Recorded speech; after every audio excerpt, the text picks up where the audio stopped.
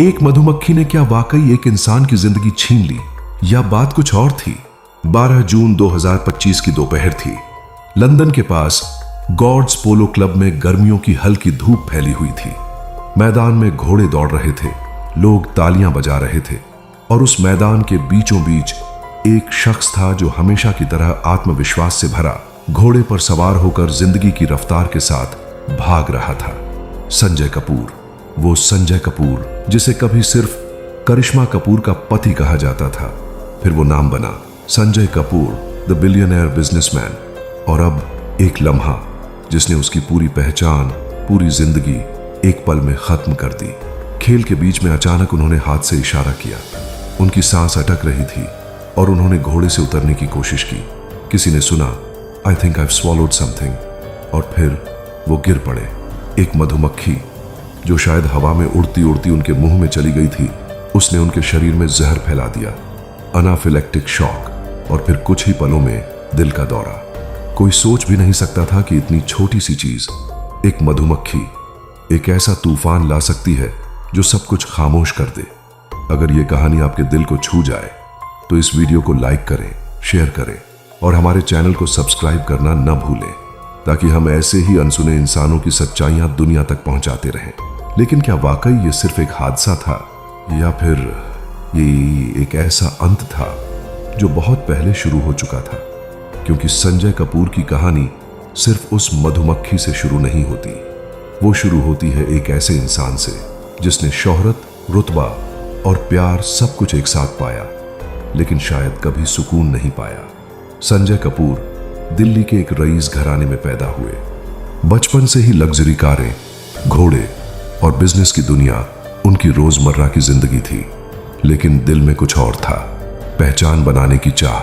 वो सिर्फ नाम से कपूर नहीं बनना चाहते थे, वो कपड़ों की पहचान, ब्रांड्स की चमक और सक्सेस की इज्जत बनना चाहते थे। उनका बिजनेस सोना ग्रुप धीरे धीरे पूरे भारत और दुनिया में फैला। वो दिखने में जितने स्टाइलिश थे, उतनी ही तेजी से उन्होंने बिजनेस की दुनिया में जगह बनाई। एक वक्त था जब उन्हें युवा उद्योगपतियों का रोल मॉडल माना जाता था, और फिर 2003 में वो रिश्ता जिसने उन्हें लाइमलाइट का चेहरा बना दिया। करिश्मा कपूर, बॉलीवुड की चहेती हीरोइन और संजय की दूसरी पत्नी, उनकी शादी ने मीडिया में तहलका मचा दिया था। दोनों की तस्वीरें, इंटरव्यूज, फैशन शो में साथ दिखना, हर जगह वो एक परफेक्ट कपल माने जाते थे। लेकिन सच परफेक्ट नहीं था। वक्त के साथ अफवाहें उड़ी, लड़ाइयों की, दूरियों की, बेवफाई की, और फिर 2014 में करिश्मा ने डोमेस्टिक वायलेंस का केस किया। बच्चों की कस्टडी को लेकर लंबा कोर्ट केस चला, और 2016 में तलाक। लोगों ने संजय को गलत भी कहा, लेकिन कुछ लोगों ने यह भी कहा वो टूट गया था उस वक्त, अंतो बिजनेस संभाल पा रहा था, न दिल। उसके बाद जिंदगी ने दूसरी करवट ली। संजय ने फिर शादी की 2017 में प्रिय सचदेव से। नया रिश्ता, नई शुरुआत, लेकिन पहले वाले जख्म शायद अब भी रिश्ते रहे। पोलो खेलना उनके लिए बस एक शौक नहीं था, वो उस खेल के जरिए खुद से लड़ते थे। हर बार मैदान पर उतरते तो ऐसा लगता जैसे जिंदगी से कह रहे हो, मैं अभी भी जिंदा हूं। लेकिन क्या वाकई जिंदा थे? आखिरी सालों में उन्होंने सोशल मीडिया पर कभी कभी दर्शन दिए। पोस्ट्स में फिलॉसफी होती थी, your time on earth is limited, dive into the why nots of life. क्या ये पोस्ट्स बस मोटिवेशन थी या अंदर का डर? क्या उन्हें पहले से आभास था कि कुछ गड़बड़ है? क्योंकि वो बिल्कुल फिट इंसान माने जाते थे। कोई मेडिकल कंडीशन नहीं, कोई हार्ट प्रॉब्लम नहीं, और ना ही कोई स्ट्रेस की रिपोर्ट।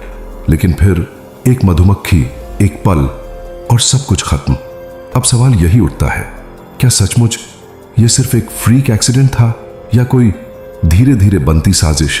इसका जवाब शायद छिपा है उनके आखिरी लम्हों के इर्द गिर्द, उनकी जिंदगी के उन कोनों में जिन्हें आज तक किसी ने छुआ नहीं।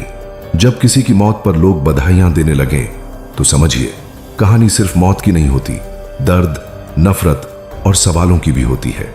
संजय कपूर के मरने के बाद जैसे सब कुछ अचानक रुक गया, और साथ ही कुछ चीजें इतनी तेजी से बढ़ीं कि जिसने भी देखा बस यही कहा, यह क्या हो रहा है? न्यूज ब्रेक हुआ, Indian businessman Sanjay Kapoor dies of a bee sting during a polo match in London. सिर्फ यही लिखा गया।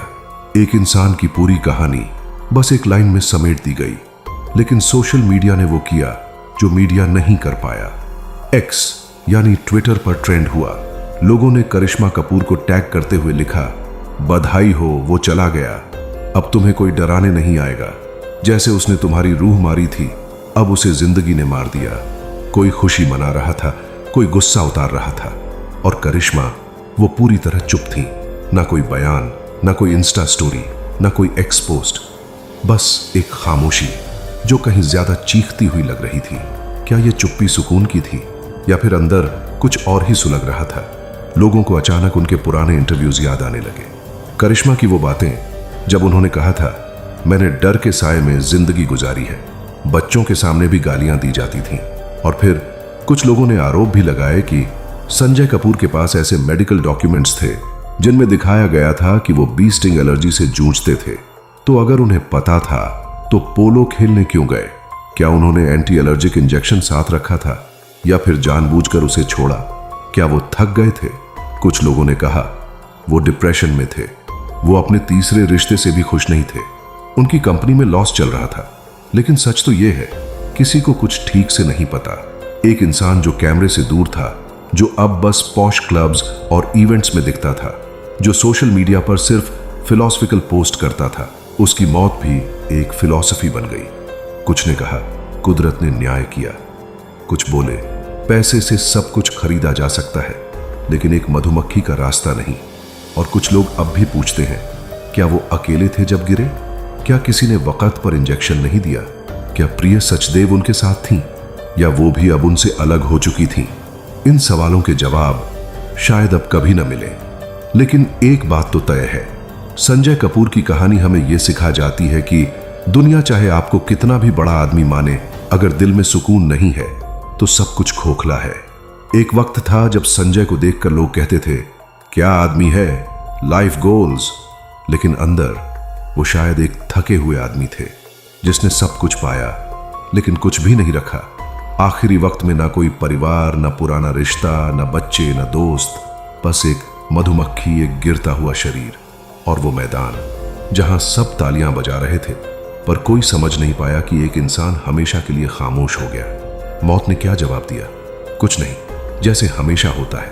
लेकिन शायद मौत से ज्यादा हम सबको उसके जीने की वजह पर बात करनी चाहिए, क्योंकि जो जिंदगी एक वक्त कैमरों के सामने थी वो आखिर में किसी कैमरे में नहीं थी। ना कोई क्लोजअप, ना कोई म्यूजिक, ना कोई डायलॉग, बस एक खामोश अंत। और अब हम सब के लिए एक सवाल छोड़ गई, क्या वाकई शोहरत एक ऐसा नशा है जो जब उतरता है तो इंसान को पूरी तरह तोड़ देता है? क्या चमकने वाला हर सितारा जब बुझता है तो वो सिर्फ अंधेरा छोड़ जाता है? या शायद कभी कभी एक इंसान की सबसे बड़ी परफॉर्मेंस उसकी चुपचाप मरती हुई जिंदगी होती है जो किसी ने देखी ही नहीं। अगर ये कहानी आपको छू गई हो तो इसे जरूर शेयर कीजिए। ऐसे लोग सिर्फ खबरों में नहीं, हमारी जिंदगी की सच्चाइयों में भी जिंदा रहते हैं। चैनल को सब्सक्राइब करें ताकि हम ऐसी और कहानियां आप तक पहुंचा सकें। और अगली बार जब आप किसी को सिर्फ उसके नाम या शोहरत से पहचाने तो एक बार उसकी खामोशी भी सुनने की कोशिश कीजिए।